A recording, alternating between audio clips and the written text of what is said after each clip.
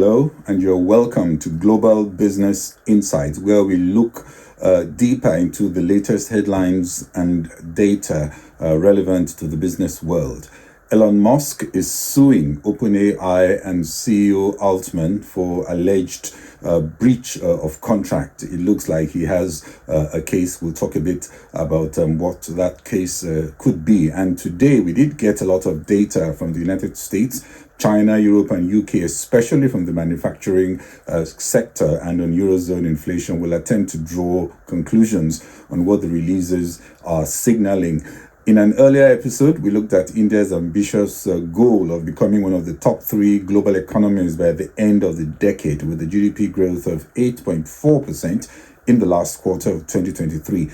India has also approved construction of 3 semiconductor plants, investing over $15 billion as it aims to become a major chip hub.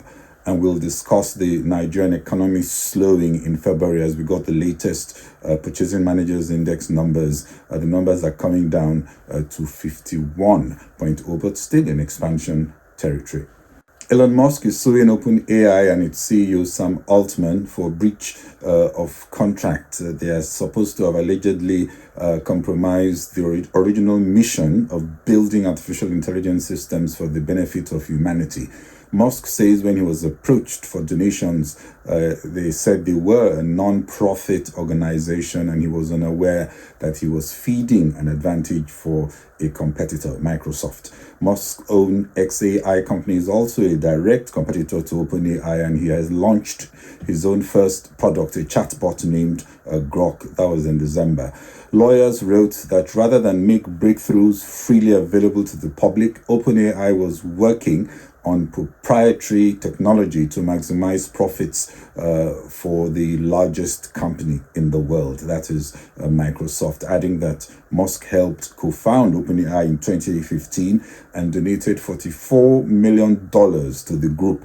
And he says he was induced to make these donations by promises, including in writing, that it would remain a non-profit organization.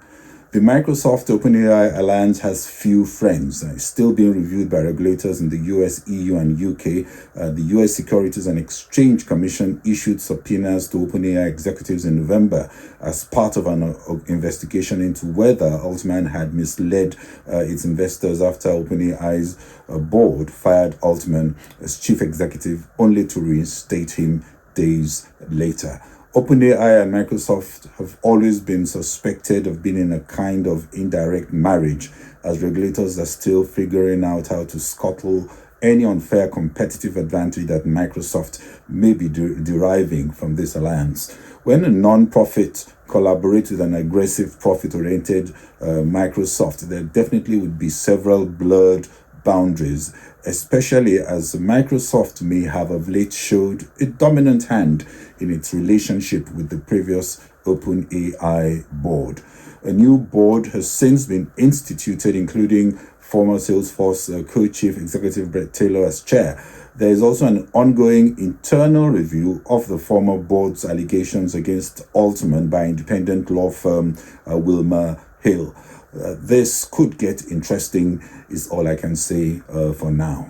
A lot of data out today in the US February activity, according to the Institute for Supply Management Index, which shows business conditions in the manufacturing sector, contracted at an accelerating pace. PMI dropped to 47.8 from 49.1 in January. The reading also missed the market expectation of 49.5. Meanwhile, the S&P Global Factory Activity Index, which surveys senior executives at private sector companies in the manufacturing sector, showed an upward revision from 51.2 to 52.2, better than January's 50.7. The S&P PMI, manufacturing PMI reading, was also the fastest expansion in the country's manufacturing sector since July 2022.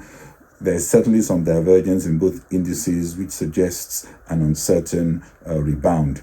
Earlier, we saw China's factory activity, that is PMI for February, slowing down to 49.1 from 49.2, while the private survey, which focuses on smaller and medium-sized companies, the Caixin Manufacturing Purchasing Managers Index, showed China's manufacturing sector expanded at 50.9 for February, slightly ahead of expectations.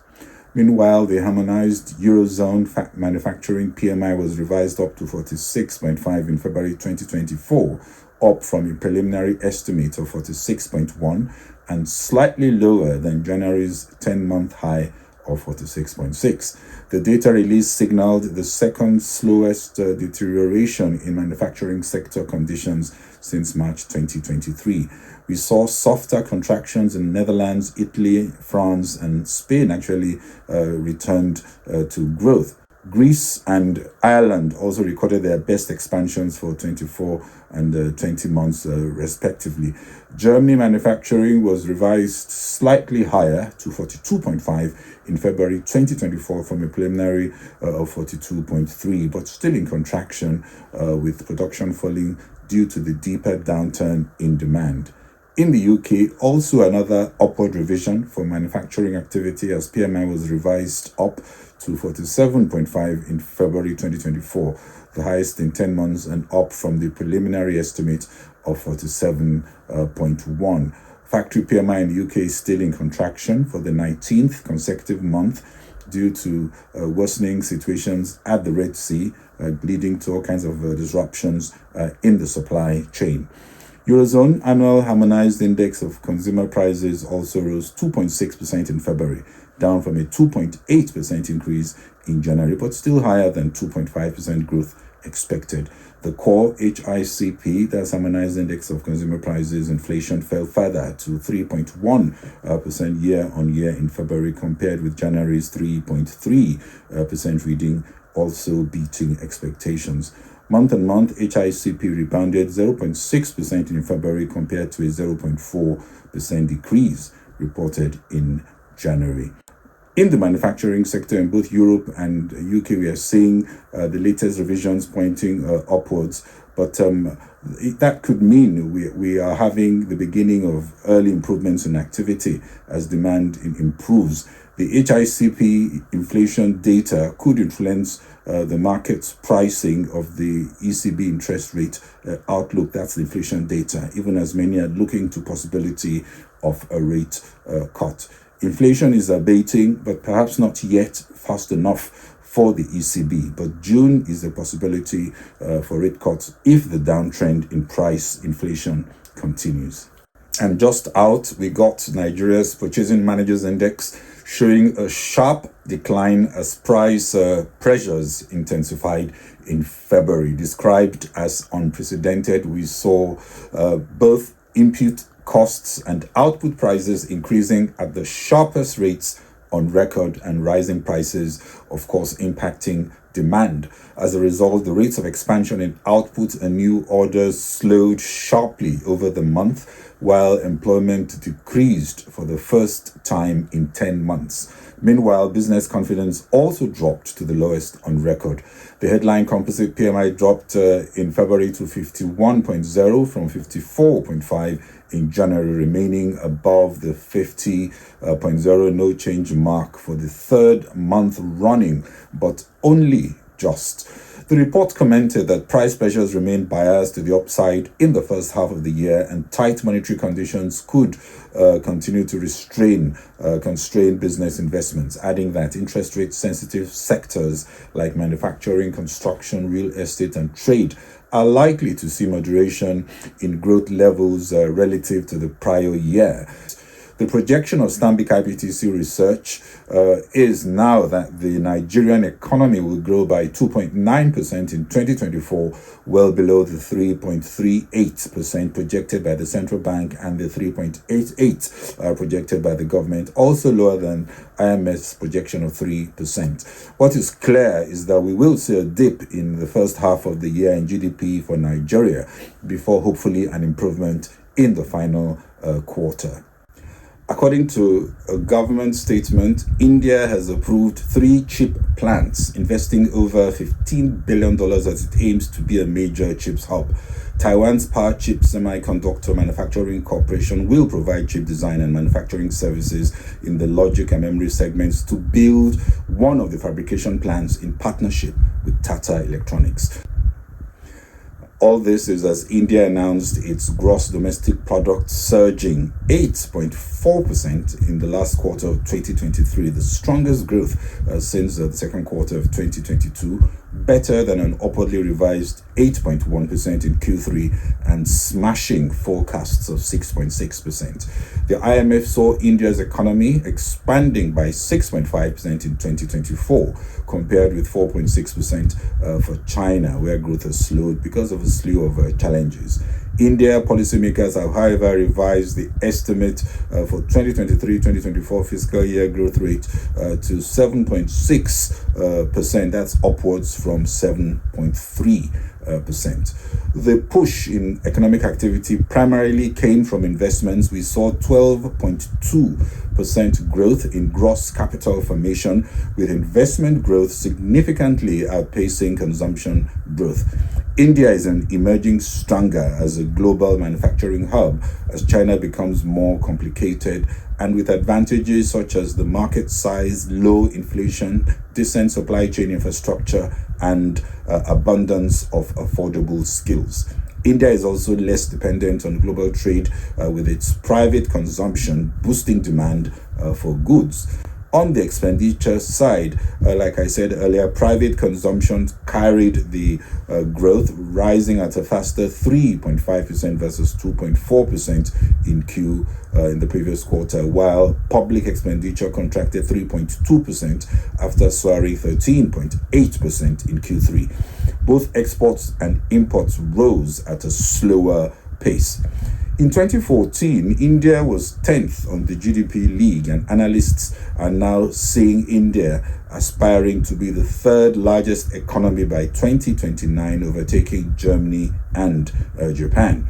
Latest flash PMI that just came out suggested a strong start to 2024, even though momentum could ease a bit, and the tepid global backdrop could also weigh further on exports. Headline composite PMI output in India rose from 61.2 in January to 61.5 in February. That's a 7-month high, consistent with the sharp rate of expansion that was the strongest since mid-2023.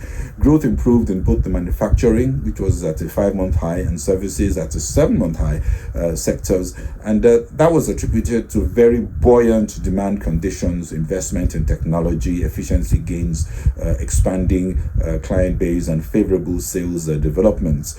Encouragingly, new export orders also rose sharply, with input prices rising at the slowest pace in 3.5 years, helping margins and price competitiveness.